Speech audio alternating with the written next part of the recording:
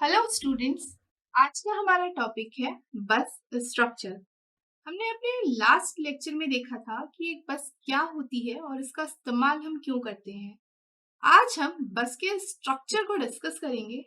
जो बस होती है वो मेरी शेयर्ड कम्युनिकेशन मीडियम होती है, जिसके थ्रू हम हमारे जो जितने भी कंपोनेंट्स हैं उनको सिस्टम में एक दूसरे से कनेक्ट करते हैं ताकि हमारा जो इंफॉर्मेशन है उसका फ्लो हो पाए। एक और चीज हमने यहाँ पे देखी थी कि ये जो बस है वो शेयर की गई है, ठीक है, लेकिन एक टाइम पे केवल एक ही पेयर ऑफ डिवाइस को हम कनेक्ट कर सकते हैं। अब स्टार्ट करते हैं आज के टॉपिक से, जो कि है बस स्ट्रक्चर। हमारी जो बसेस होती हैं वो तीन टाइप की होती हैं। एक अगर हम बात करें तो होती है डेटा बस। सेकंड बस होती है हमारी एड्रेस बस।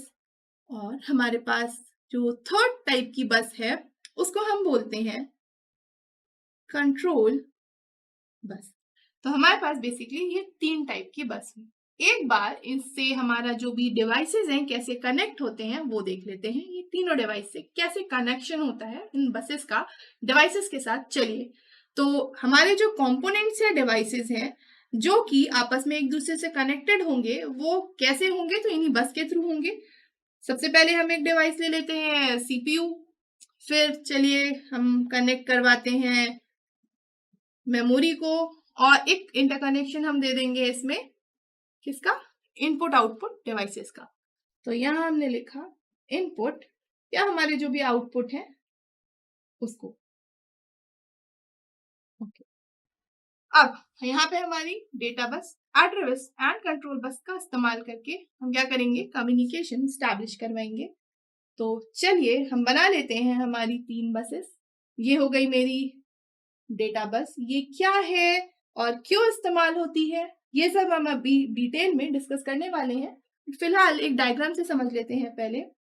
ये है हमारी एड्रेस बस और उसके बाद है हमारी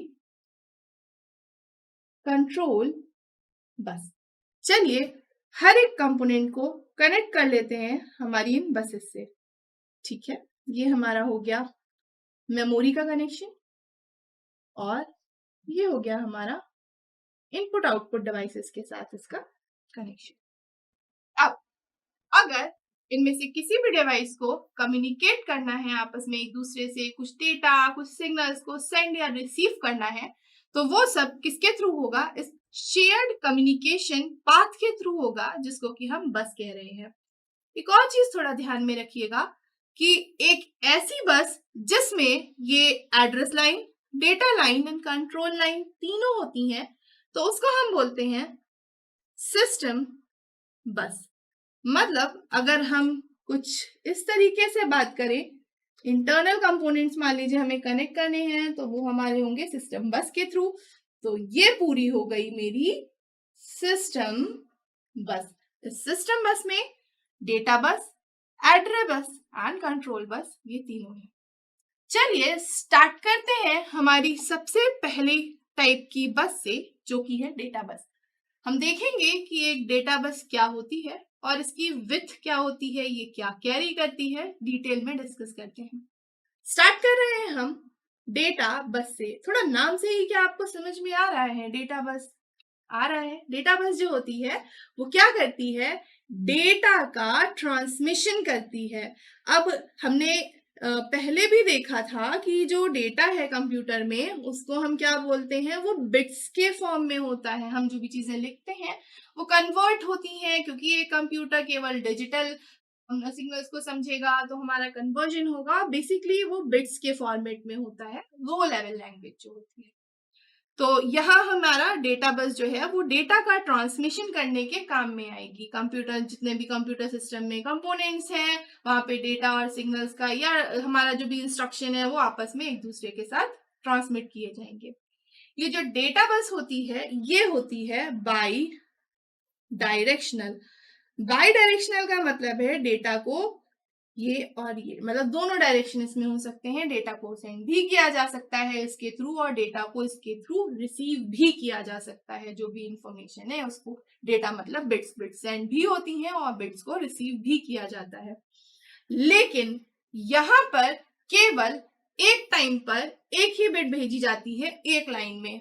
क्या होता है मतलब, जैसे कि हमारी डेटा बस है, इस डेटा बस में होती हैं बहुत सारी लाइंस, मतलब बहुत सारी लाइंस इन द सेंस कि यहाँ पे हमारी लाइंस हैं। इस डेटा बस में लाइन है, एक लाइन केवल एक ही बिट को कैरी करती है एट अ टाइम।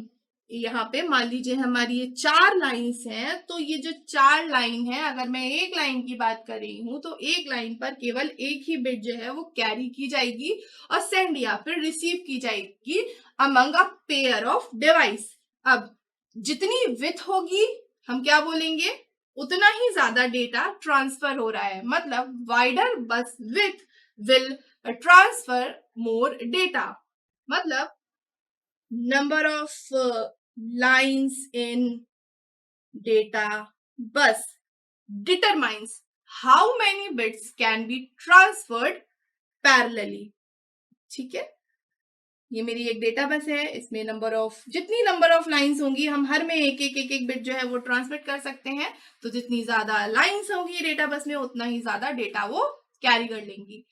और इससे होगा क्या, अगर मान लीजिए वाइडर है तो फिर हमारा जो सिस्टम है उसकी परफॉर्मेंस अच्छी होगी, क्योंकि एक टाइम पे हम बहुत सारा जो डेटा है पैरेलली ट्रांसमिट कर पाएंगे। और कम अगर हमारी विथ होगी, मतलब नंबर ऑफ लाइंस कम होंगी, तो कम डेटा हम ट्रांसमिट कर पाएंगे एक टाइम पे, जिसके कारण जो सिस्टम की परफॉर्मेंस होगी इन कंपैरिजन टू वाइडर वाले की, वो कम होगी।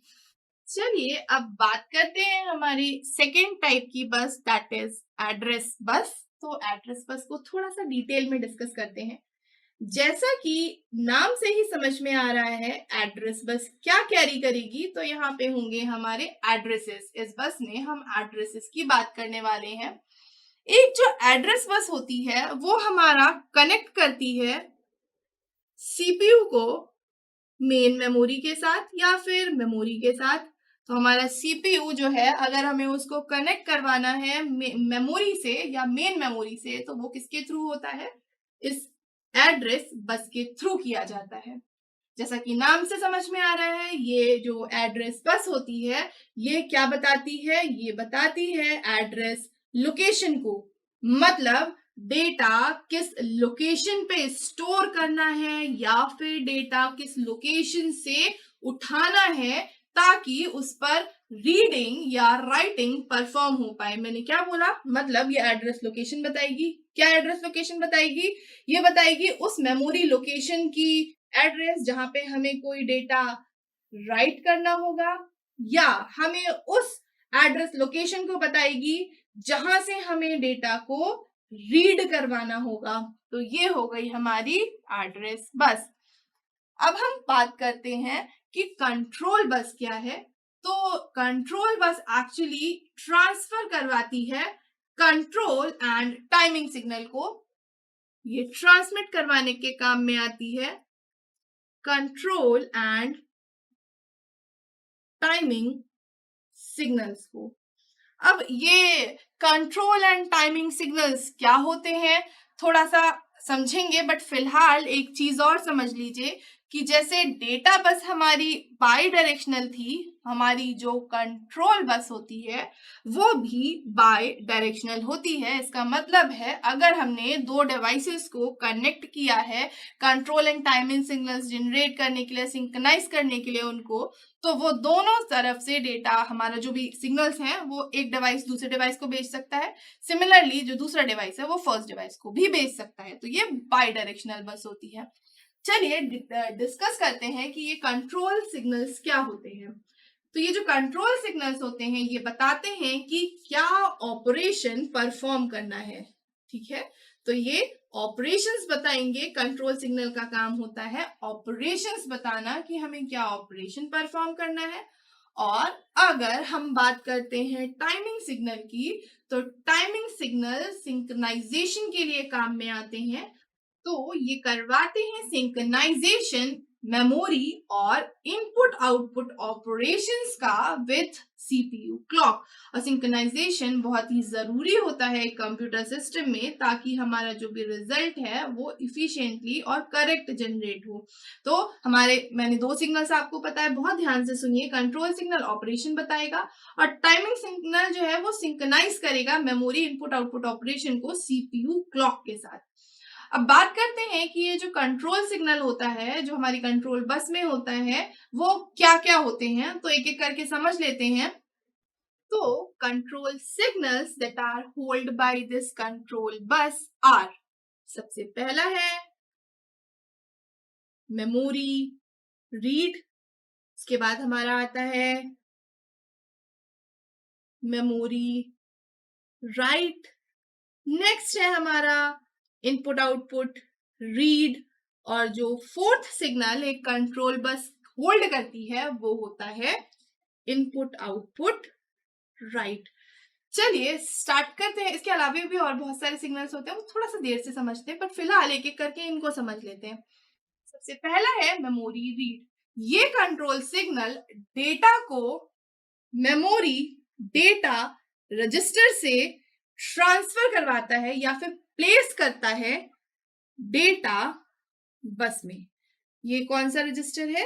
Memory data register. इस रजिस्टर के बारे में जब हम टाइप्स ऑफ रजिस्टर पढ़ रहे थे तो हमने डिटेल में डिस्कस किया था, बट फिलहाल यहाँ के लिए जो सिग्नल है वो है मेमोरी रीड। और मेमोरी रीड में मेमोरी डेटा रजिस्टर में जो भी डेटा रखा होगा वो हम प्लेस कर देंगे डेटा बस में, ऑब्वियसली ट्रांसमिट करवाने के लिए। चलिए बात करते हैं मेमोरी राइट की। मेमोरी राइट क्या करता है? ये डेटा बस में जो भी डेटा होता है वो प्लेस करवा देता है MDR में। कंफ्यूजिंग है, लेकिन थोड़ा सा अगर आप कॉमन सेंस से अगर देखेंगे तो यहाँ पे क्या हो रहा है? रीड करना है। रीड करने के लिए हमें क्या करना होगा? हमें डेटा को MDR से डेटा बस में भेज देना होगा, ताकि जो भी हमारा पेरिफेरल या किसी भी कंपोनेंट को अगर उसको रीड करना है तो वो डेटा बस के थ्रू कर लेगा। अब अगर हम मेमोरी राइट की बात कर रहे हैं तो ऑब्वियसली डेटा बस में जो डेटा है उसे हमें राइट करना है, मतलब स्टोर करना है। तो हमें उसको कहाँ पे भेज देना होगा? मेमोरी डेटा रजिस्टर में भेज देना होगा, जहां से वो मेमोरी या फिर रजिस्टर में स्टोर करवा दिया जाएगा। तो ये हो गई मेमोरी राइट। बात करते हैं इनपुट आउटपुट सिग्नल की, इनपुट आउटपुट कंट्रोल सिग्नल की। तो ये जो इनपुट आउटपुट कंट्रोल सिग्नल होता है, ये इनपुट आउटपुट एड्रेस लोकेशन से जो भी डेटा होता है उसको डेटा बस में स्टोर करवाता है या प्लेस करता है। तो मतलब इनपुट आउटपुट एड्रेस लोकेशन का जो भी डेटा है वो डेटा बस में भेज दिया जाता है।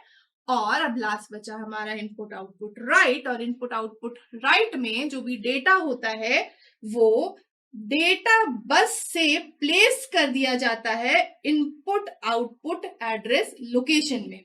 तो ये हुए हमारे कुछ कंट्रोल सिग्नल जो कि एक कंट्रोल बस होल्ड करती है।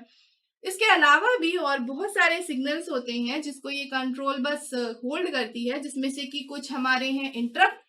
इंटरप्ट का भी हम थोड़ा सा एक इंट्रोडक्शन देख चुके थे। इंटरप्ट क्या होते हैं? ये हाई प्रायोरिटी सिग्नल्स होते हैं जो हम जनरेट करते हैं सीपीयू का अटेंशन एकदम से इमीडिएटली पाने के लिए। तो जो हमारे इंटरप्ट्स होते हैं वो भी हमारे कंट्रोल बस जो है वही कैरी करती है। इसके अलावा इंटरप्ट हमारे एक्नॉलेज करवाने हैं अगर, तो वो सिग्नल्स जो होते हैं इंटरप्ट एक्नॉलेजमेंट सिग्नल, वो भी हमारे होल्ड किए जाते हैं इस कंट्रोल बस के थ्रू। अगर हमें बस को रिक्वेस्ट करना है, हमें इन द सेंस कि अगर किसी डिवाइस को बस चाहिए है तो बस रिक्वेस्ट सिग्नल, किस बस को हमें रिक्वेस्ट दे देनी है तो फिर वो होता है बस ग्रांट सिग्नल। और बहुत सारे अदर सिग्नल्स होते हैं कंट्रोलिंग के लिए जो हमारे होल्ड किए जाते हैं इस कंट्रोल बस के थ्रू। तो आज हमने देखा एक बस का आर्किटेक्चर, और हमने देखा कि जो बस है वो 3 टाइप की होती है।